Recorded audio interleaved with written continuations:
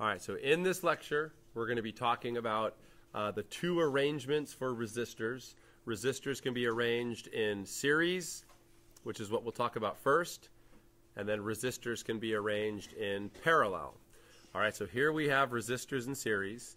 If we look at this diagram here on the left, what we have are two resistors that are arranged where there's no branching in the circuit. So we refer to that as being in series. So the current comes out of the battery, goes through the first resistor, through the second resistor, back to the battery without any branching. That is referred to as series. The first thing to know is how to simplify two or more resistors that are in series. And it's real easy. All you do is you add them up. So if you have a 2 ohm and a 3 ohm that are in series, the equivalent resistance would be 5 ohms. Just add them together. So when you simplify multiple resistors down, it's referred to as an equivalent resistance. This EQ right there is equivalent. Just like two $5 bills would be equivalent to a $10 bill. Equivalent. Okay? So keep in mind, this diagram on the right is a simplified version of the diagram on the left. Okay? So the current coming out of the battery here, so current is always positive charge flow. The current's going to be coming out of the positive terminal, going around to the negative terminal. The current in this diagram coming out of the battery is the same as the current in this diagram coming out of the battery, because it's the same picture, just the one on the right is simplified, the one on the left is not. Okay? Now, there's two things that you have to know about resistors in series. And I don't want you guys just to memorize it, because if you just memorize these two things, it's not going to be very valuable. What you have to do is understand these two things. So I guess definitely you got to know them and understand them. So the first thing is, when you have resistors in series, current in each resistor is the same. Okay? So here's what that means. So we got a 2 ohm and a 3 ohm. The current flowing through the 2 ohm resistor is the same as the current flowing through the 3 ohm resistor. The current here and the current there is equal. Now, a very common analogy for electrical current is water through a pipe. So if you imagine a pipe, like let's say it's a garden hose, and we talked about this back in chapter 9 when we did fluids. So let's say you got this garden hose and you got water flowing through it, right? Water is cruising through this pipe. So what would be a resistance in a garden hose? Well, yeah, the nozzle. Yeah, if you stick a nozzle at the end, that's a resistance. Well, let's put a resistance somewhere in the middle here. Like let's say somebody comes up to your garden hose and steps on it. If somebody steps on your garden hose, is that going to put a resistance in it? Yeah, so this is like somebody's foot standing on your hose. Okay, so now the water has to go like that. And then let's say another person steps on it. So we'll have two resistances in this garden hose. So we'll say that this other one is not as bad. It's like a little kid. So it's a tinier resistance, but still it's a resistance. Look, the thing to know about resistance is that it affects the current everywhere in the circuit. So if somebody steps on your hose right here, is that going to affect the flow of water over there? Yeah, dude. A resistor in a circuit affects the current everywhere. So look at the electrical circuit. Where does this resistor affect the current? Just right here? Where does this resistor affect the current? Everywhere. There, there, there, there, there. It affects the current. Even in the other resistor, even right there. Okay, where does this resistor affect the current? Everywhere. A resistance in a circuit affects the current everywhere. So back to the water through a hose analogy, whatever the current is here, it has to be the same there. I mean, would it make any sense if you had like 1 gallon per minute flowing here, and then over here you had 3 gallons per minute flowing there. I'd be like, what? If you have 1 gallon per minute here, what do you have to have over here? The same. It's got to be 1 gallon per minute, right? We talked about that with that was called flow rate back in chapter 9. So current is the same through resistors in series, even if the resistances are different. Okay? The currents are the same. Now, how do you go about finding these currents? The way you're going to find these currents is by using your simplified pictures. So over here, we already figured out that this was 5 ohms, right? So look, now let's talk voltage. If this is a 20-volt battery, which it is, it says so right there, what that means is the positive plate is 20 volts, the negative plate is 0. Remember, another name for voltage is potential difference. The thing that's important when you're talking about volts is the change from one point to another, right? With the negative plate being lower volts and the positive plate being higher volts. Okay, so how many volts would we have right here? 20. How many volts up here? 20. And by the way, if you're talking about a single point, you would refer to that as the electric potential. You would say the electric potential at point A is 20 volts. Okay, so now let's go to the other side of the diagram. Okay, what's the electric potential right here? 0. What's the electric potential up here? 0. All right, so looking at this resistor right here, what is the delta V, or the voltage, across that resistor? So notice we're starting at 20, and then the current goes that way, right? We're starting at 20, and we end at what? 0. So what's the delta V? 20. It's technically negative. It is technically negative, but don't plug in negative delta V's into Ohm's law. Treat it as an absolute value. But it is a voltage loss. Okay? So now we can pull out Ohm's law, which you learned last chapter. Ohm's law says delta V equals IR. So I is delta V over R. All right, so the delta V is 20. The R is 5. So I must be 4. So if the current there is 4 amps, what's the current over here? 4 amps. Because remember, the left diagram and the right diagram are the same. It's just that the one on the right is simplified and the one on the left is not. Okay? So we figured out the current is 4 amps. We did that with the simplified diagram. Okay, now let's talk about number 2 here. Number 2 on the list. When you have resistors in series, the current is the same, but the voltage across the resistors is not the same. So look, it's really easy to see. What would be the delta V, the voltage across this first resistor, and what would be the delta V across this second resistor? So all you got to do is go to Ohm's law here. Delta V equals IR. Notice we have the I and the R. So what's the delta V across this first resistor? 8. Technically negative, right? Because when you cross a resistor, you're losing volts. Okay? What's the delta V across this second one? 12. So look at how this works. Here, I'm going to change colors here. Go to a red pen. So here's how it works. 20-volt battery.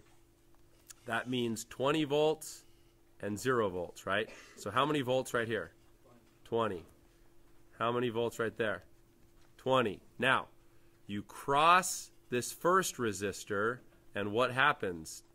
We lose 8 volts, which means that point B must be at what? Let's see, 20, we lose 8, so we're at what?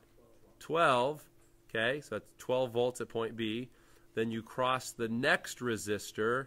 What happens in the next resistor? You lose 12, which brings you down to 0. Perfection, because we should be at 0. You see how it works? Yo. Will it ever not be at 0? I mean, you don't have to use 0 and 20. I mean, if you wanted to, you could have you could have said 100 and 120. I mean, you could have been like this. You could have been like 100 and then 120, right? Because at the end of the day, the important thing is the difference. The only time you have to be at 0 is if they give you a grounding. If they take a point and they go like this, if you see this on a diagram where they go boom, boom, boom, they're showing you that it's grounded. Wherever a circuit is grounded, they're defining that point as 0. All right, so before we go on to parallel, I want to just reiterate a few things. Thank you. Oh, it's for you. Okay, so before we go to parallel, check it out. You should know, for any complete loop in a circuit, the voltage gain and the voltage loss is equal. So look, let's just loop this circuit here. We're going to loop around like this. We're going to do a loop. As we cross the battery, is that a voltage gain or a voltage loss? Gain, because we're going from 0 to 20, right? 0 to 20 is a gain. As we cross the resistors, we lose volts. Voltage gain and voltage loss must be equal. And when I say voltage gain, voltage loss, that's just a fancy way of saying energy gain, energy loss. Because if you think about it, what's happening? As the charges pass through the battery, they're picking up energy, and then they go through the resistors and they release energy. Energy gain, energy loss. Voltage gain, voltage loss. Okay? Our voltage gain here was 20, our voltage loss was 20. Voltage gain must equal voltage loss for any complete loop. Okay? All right. Now, resistors in parallel, and then we're done.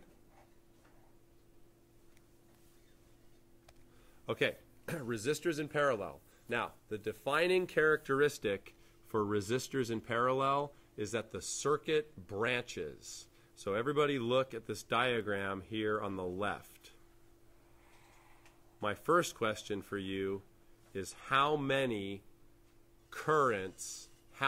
different currents are in this diagram? 1, 2, 3, 4, or 5?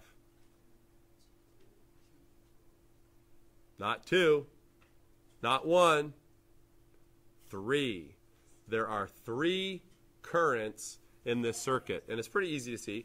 Whenever you're working with current, start at the battery, okay? So in this diagram, the current out of the battery, the diagram is calling that I, right? So we have this current coming out of the battery like this, and that's called I. So current I comes up to point A right here. Now what happens at point A? It splits. Just think, imagine this is like a road, and you're driving your car. It's like this. Right there, you got a fork in the road. Some of the cars are going to go this way, some of the cars are going to go that way. With circuits, it's going to be some of the electrons go one way, some of the electrons go the other way. Okay? So we have 3 different currents. The 3 different currents would be I, and then I1 and I2. Those are the 3 currents in this diagram. Now, there's a mathematical relationship between them, which is easy to understand. The thing that has to be true is the current coming in. So focus on point A. What current comes into point A? I. I must be equal to I1 plus I2. In other words, the current coming into a junction must equal the current going out of a junction. Does that make sense?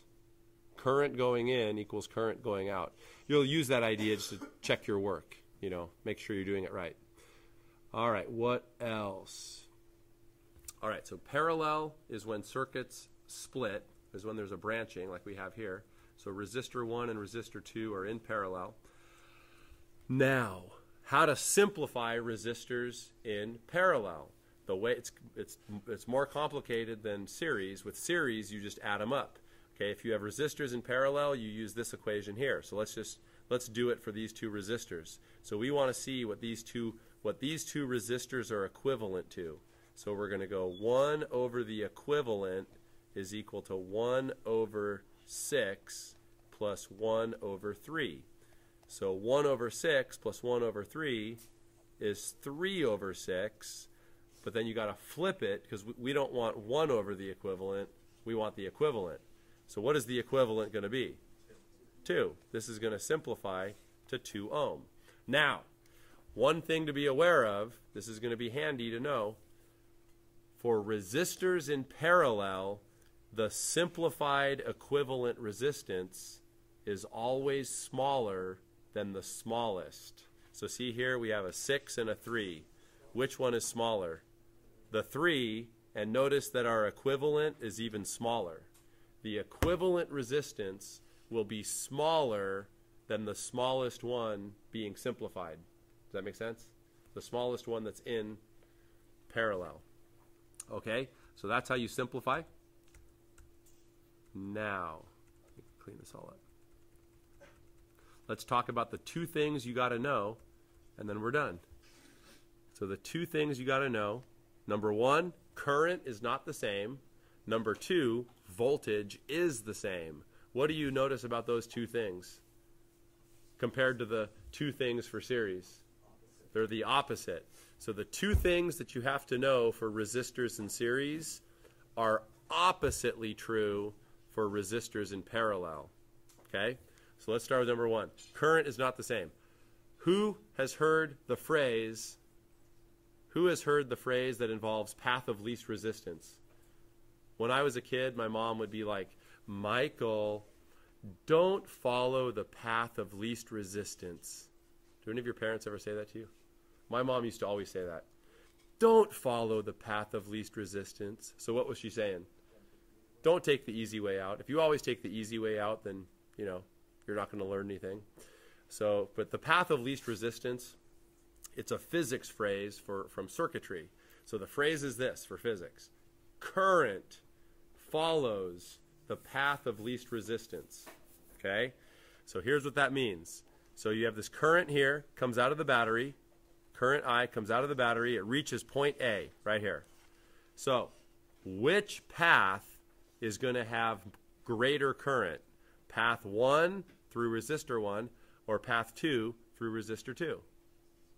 Resistor 2 is going to have more current because the resistance is less. Current follows the path of least resistance. Now, does that mean the path of high resistance gets nothing? No. In fact, look at these numbers are nice. 6 and 3 are real nice. There's going to be a nice relationship between I1 and I2. So we know that I2 is going to be bigger, but how much bigger? Double. It's going to be double I1. How do I know that I2 is going to be double I1? Because the resistance is half. Does that make sense? So just remember, current, and I'm going to show you like mathematically how to figure this all out. Because some of you might be looking at that going, what? But if the resistance is half, the current will be double. Okay? So current follows the path of least resistance. So that covers number 1. Current is not the same because current follows the path of least resistance. Does that make sense? Okay, number 2. Voltage is the same. And here's why. It's real easy to see. So if this is a 12-volt battery, what are we saying? Positive plate is 12. Negative plate is 0. Okay, so how many volts would we have right here? 12. How many volts right here? 12. How many volts right there? 12. You're only going to change volts if you cross a resistor or a battery. That's the only time you're going to change your volts. We assume the resistance of wire is nothing. Okay, let's go to the other side. How many volts over here? 0. How many volts here? 0. How many volts there? 0. Okay, so what's the delta V across this guy? Not 6. 12, because look, you're going from 12 to 0. When you cross this guy, you're going from 12 to 0, so the delta V must be 12. Technically negative 12, you're losing volts. Okay, now look at this guy. Same thing. What's the delta V for this guy? You're going from 12 over to 0. So the delta V there would be 12. Does this make sense? Resistors in series have the same voltage across them. Okay? Now look, there's a very common mistake that kids make, and I'll end with this thought here, because I think we've covered it pretty well for our first day. A very common mistake kids make, because remember what I said about voltage gain and voltage loss. So look, let's start here. So like this is the simplified one here. So 12 volt, 0 volt. So like right here would be 12. Right here would be 0. Right here would be 0, right? So look, if you loop this right here, loop it. What's the voltage gain? 12. What's the voltage loss? 12. Voltage gain must equal voltage loss for any complete loop. But here's where kids get messed up. Go over to this diagram now. So here's what kids do. They're like this. They're like, okay, voltage gain is what? 12. And you go up here and you're like, wait a minute. That's 24. 12 and 12 is 24. Voltage gain is 12, but voltage loss is 24. Is that possible? No.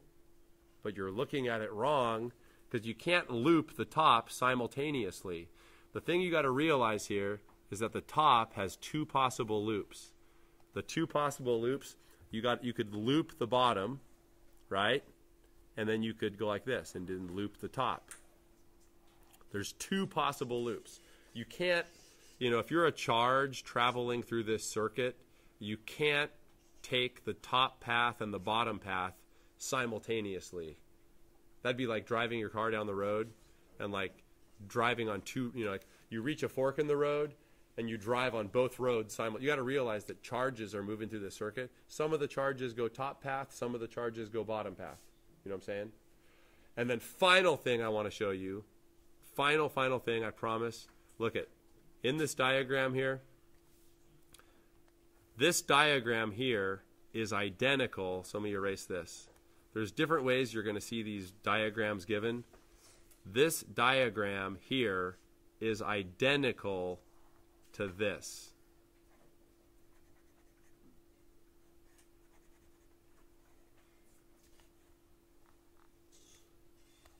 .12-volt, 6 ohm, 3 ohm. So you go like this. It'd be I, right? Out of the batteries I. Here comes I like that. And then this is I1. This is I2. And then we're back to just I.